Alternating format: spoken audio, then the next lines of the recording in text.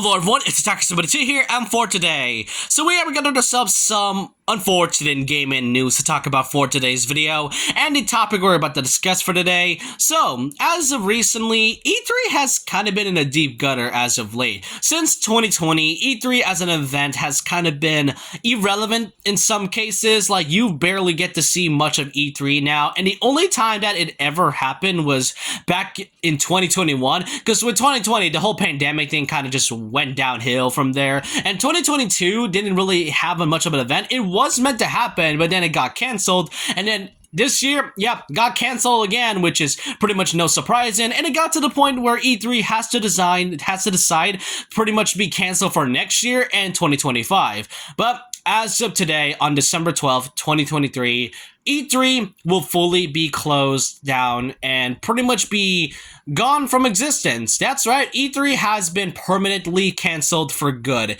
And if you don't believe me, this is from the official E3 Twitter, where it says this: after more than 2 decades of E3, each one bigger than the last, the time has come to say goodbye. Thanks for the memories. And pretty much, it is fully over from there. E3 is no longer a thing. And you know what? Should we really be surprised at this point, given the fact that E3 hasn't really been relevant as of today, and the fact that it kept on canceling things and all, and now Summer Game Fest usually just randomly comes out of nowhere right after E3 gets canceled. Like, I swear, Jeff Keighley must have planned it as soon as E3 gets canceled. I'm just saying what not really. But the one thing I do want to say is that E3, I personally have never been there in person. I generally really wanted to go back in time and to see what it was like to be a gamer in E3. Just seeing all the games being announced, seeing all the exciting things happening in the near future.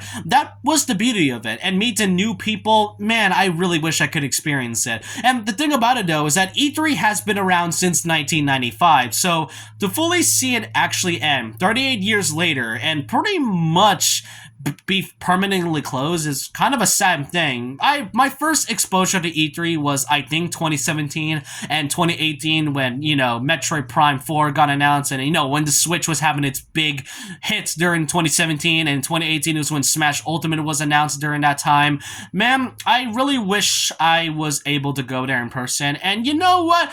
Given the fact that I was there to able to witness the last thing of E3 being E3 2021, it's kind of a sad thing, really. And given the fact how Nintendo, Sony, Bethesda, Xbox, Microsoft, Ubisoft, and just other gaming companies, they've been doing their own thing. Nintendo has Nintendo Directs.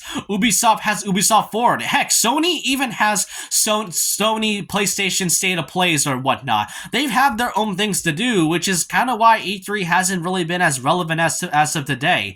But now, it's really over, and I want to say, E3, despite the issues they've had over the years, I'm gonna miss it. I'm gonna miss all the things that they've announced and all the hype that they went through, even though I've only, been part of E3 for, like, a few years and all, but all I can say is that I really don't know what to expect in the future for big events. I know Nintendo has their own Nintendo Directs, but it's unknown at this point, but I want to know all your opinions down below about this. What do y'all think of E3 being permanently canceled for good as of today? Are you gonna miss the event, or do you think it's fine for it to just never come back at all? I want to know all your thoughts and opinions down below about this, and so with that, leave a like, comment, subscribe, hit the notification bell for more videos, follow my Twitter, and I'll see you guys next time. And remember this, once a legend, always a legend.